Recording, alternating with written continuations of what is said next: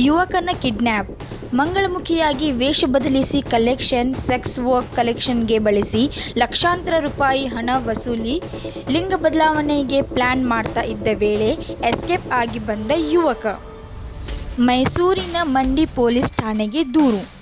ನಂಜಗೂಡು Tyagaraja colony ಯುವಕ ಅನಿಲ್ ಕುಮಾರ್ ಅಕ್ಷತಾ ನೊಂದ ಯುವಕ.